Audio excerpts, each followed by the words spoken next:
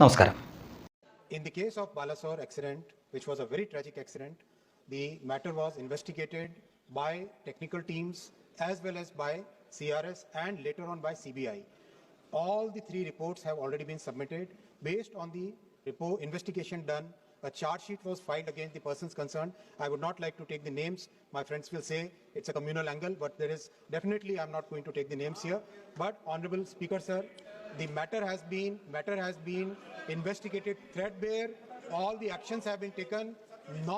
Not even at one point of time was the blame made on pilots. 2023 June മാസം 2-ാം തീയതി രാജ്യത്തെ നടുക്കിയ ഒരു വാർത്തയാണ് പുറത്തേക്ക് വന്നത്.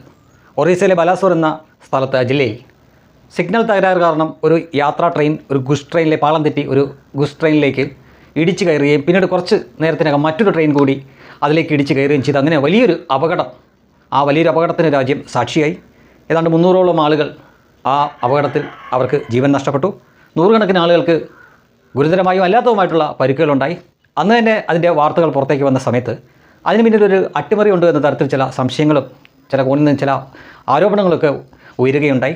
തീർച്ചയായിട്ടും അത്ര വലിയ ഒരു അപകടം നടക്കുമ്പോൾ അതിൽ അന്വേഷണം ഉണ്ടാവും എന്ന കാര്യം ഉറപ്പായിരുന്നു.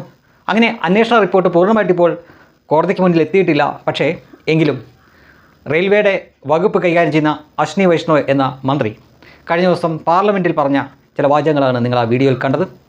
അദ്ദേഹം അവിടെ പറയുന്നു, ആ റിപ്പോർട്ടിൽ ചില പേരുകളുണ്ട്. ആ പേരുകൾ ഞാൻ എന്തായാലും പറയാൻ പോണില്ല. ഞാൻ ആ പേരുകൾ പറഞ്ഞാൽ എൻ്റെ സുഹൃത്തുക്കൾ പറയും ഞാൻ വർഗീയത പറയുന്നു എന്ന് പറയുമ്പോൾ അതിൽ ചില സൂചനകളുണ്ട്. തീർച്ചയായിട്ടും അന്ന് സംശയിച്ച പോലെ രാജ്യവിരുദ്ധ ശക്തികൾ ആ അപകടത്തിന് പിന്നിൽ പ്രവർത്തിച്ചിട്ടുണ്ട് എന്നാണ് ഇദ്ദേഹത്തിൻ്റെ വാക്കിൽ നിന്ന് നമുക്ക് മനസ്സിലാക്കാൻ പറ്റുന്നത്. അദ്ദേഹം ആ പേരുകൾ പറയുന്നില്ല എന്ന് പറയുമ്പോൾ തന്നെ ഞാൻ ആ പേരുകൾ പറഞ്ഞാൽ എൻ്റെ സുഹൃത്തുക്കൾ, അതായത് പ്രതിപക്ഷത്തുള്ള ആളുകളെയാണ് ഉദ്ദേശിക്കുന്നത്. അവർ ഞാൻ സാമുദായികമായി അല്ലെങ്കിൽ വർഗീയത പറയുന്നു എന്ന തരത്തിൽ അതിനെ വിവക്ഷിക്കും അല്ലെങ്കിൽ അതിനെ വളച്ചൊടിക്കും എന്ന് അദ്ദേഹം പറയുന്നു. ഞാൻ ആ പേര് പറയുന്നില്ല. അന്വേഷണ റിപ്പോർട്ട് പൂർണ്ണമായിട്ട് കോടതിക്ക് മുന്നിൽ വരട്ടെ, റിപ്പോർട്ട് വരട്ടെ, അതിനുശേഷം അത് പാർലമെൻറ്റിൽ ഒരുപക്ഷേ ചർച്ചയാവും.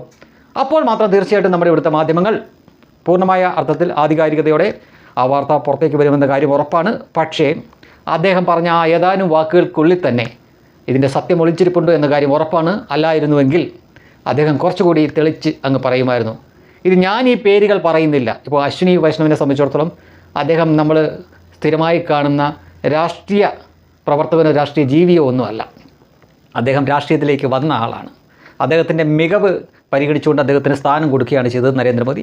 അല്ലാതെ അദ്ദേഹം ചെറുപ്പകാലം മുതലേ രാഷ്ട്രീയത്തിൽ ഇറങ്ങി പ്രവർത്തിച്ച് വന്നൊരു മനുഷ്യനല്ല. അതിനാൽ രാഷ്ട്രീയ വിവാദത്തിനോടൊന്നും അദ്ദേഹത്തിന് താല്പര്യമില്ല. അതുകൊണ്ടാണ് അദ്ദേഹം ആ പേരുകളോ അല്ലെങ്കിൽ അത് ഏത് കൂട്ടരാണ് എന്ന് അവിടെ പറയാഞ്ഞത്. അദ്ദേഹത്തിൻ്റെ അങ്ങേയറ്റത്തെ മര്യാദ അതൊന്നുകൊണ്ട് മാത്രമാണ്. അല്ലാതെ അദ്ദേഹത്തിന് അനാവശ്യമായിട്ടുള്ള വിവാദത്തിന് പുറകെ ഒന്നും പോകാൻ അദ്ദേഹത്തിന് താല്പര്യമില്ല. പക്ഷേ ഒരു കാര്യം ഉറപ്പാണ്, ഇതുവരെയുള്ള അന്വേഷണ റിപ്പോർട്ടുകൾ അദ്ദേഹം കണ്ടിട്ടുണ്ട്. കാരണം അദ്ദേഹമാണ് ആ വകുപ്പിൻ്റെ തലവൻ. അദ്ദേഹം കാണാതിരിക്കില്ല. അതിൽ നിന്നുള്ള ഉത്തമ ബോധ്യത്തോടെയാണ് അദ്ദേഹം പറയുന്നത് ചില പേരുകൾ ആ റിപ്പോർട്ടിലുണ്ട്, പക്ഷേ ഞാനത് പറയുന്നില്ല. ഞാനത് പറഞ്ഞിട്ട് അതിൻ്റെ പേരിൽ ഇവിടെ ഇനി ഒരു വിവാദം വേണ്ട എന്നുകൊണ്ടാണ്. പക്ഷേ അത്രയും മതി 140 കോടിയോളം ജനസംഖ്യയുള്ള ഈ ഇന്ത്യ മഹാരാജ്യത്തിന് ആ അപകടത്തിന് പിന്നിൽ ആരായിരുന്നു എന്ന് മനസ്സിലാക്കാൻ അദ്ദേഹത്തിൻ്റെ അത്രയും വാക്കുകൾ സൂചന മാത്രം മതി. അന്ന് ചിലർ സംശയിച്ച പോലെ തന്നെ അതിൽ രാജ്യവിരുദ്ധ ശക്തികൾ ഉൾപ്പെട്ടിട്ടുണ്ട് എന്ന് നമുക്ക് അനുമാനിക്കാം. അതങ്ങനെയാണല്ലോ. കാരണം ആ അപകടം ഉണ്ടാവുന്നതിന് മുമ്പും അതിനുശേഷവും റെയിൽ പാളങ്ങളിൽ അട്ടിമറി നടത്താനുള്ള നിരവധി ചെറുതും വലുതുമായിട്ടുള്ള ശ്രമങ്ങൾ ഇവിടെ നടന്നുകൊണ്ടേയിരിക്കുന്നു. ഈ അടുത്ത സമയത്ത് പോലും എറണാകുളത്ത് നമ്മുടെ ഈ പണ്ട് വീടുകളിലൊക്കെ ഉണ്ടായിരുന്ന വലിയ ആട്ടുകല്ലുണ്ടല്ലോ, ആ ആട്ടുകല്ലൊക്കെ എടുത്ത് നമ്മുടെ റെയിൽവേ പാളത്തിൽ കൊണ്ടുവച്ച, അത് എത്ര 1-2 പേരൊക്കെ വേണം പിടിച്ചുകൊണ്ട് വരാൻ, അത് കൊണ്ട് വെച്ചിരിക്കുന്നു എന്ന വാർത്ത അത് പിന്നീട് കണ്ടെത്തി അത് മാറ്റുകയുണ്ടായി. ഗ്യാസ് സിലിണ്ടർ കൊണ്ട് വെച്ചിരിക്കുന്നു. അങ്ങനെ ഈ ട്രെയിൻ പാളം തെറ്റാൻ വേണ്ടിയിട്ട് ചെറുതും വലുതുമായിട്ടുള്ള നിരവധി കാര്യങ്ങൾ ഇവിടെ ഈ രാജ്യത്ത് രാജ്യവിരുദ്ധ ശക്തികൾ കൊണ്ടുവച്ചു. അതൊക്കെ സമയാസമയം എടുത്ത് മാറ്റി. ചിലതൊക്കെ കഷ്ടിച്ച് മാത്രം നമ്മൾ രക്ഷപ്പെട്ടു. അങ്ങനെ ചെറുതും വലുതുമായിട്ട് നടന്നുകൊണ്ടിരിക്കുന്ന ആ സമയത്ത് തന്നെയാണ് ഈ വലിയ ഞടുക്കുന്ന ഈ അപകടം ഉണ്ടായത്. അന്നേ സംശയമുണ്ടായിരുന്നു അതിൻ്റെ പിന്നിൽ ഇത്തരം ഗ്രൂപ്പുകൾ തന്നെ കാണുമെന്ന്. അത് ആ ഒരു സംശയം ബലപ്പെടുത്തുന്ന ഒരു പ്രസ്താവന അല്ലെങ്കിൽ ആ സംസാരം തന്നെയാണ് അശ്വിനി വൈഷ്ണവ് പാർലമെൻറ്റിൽ അദ്ദേഹത്തിൻ്റെ പ്രസംഗത്തിൽ നിന്ന് നമുക്ക് മനസ്സിലാക്കാൻ പറ്റുന്നത്. തീർച്ചയായിട്ടും ആ അപകടം യാദൃച്ഛികമായിട്ടുണ്ടായതല്ല. അതിന് പിന്നിൽ രാജ്യവിരുദ്ധ ശക്തികളുടെ കൈകൾ തന്നെയാണ്.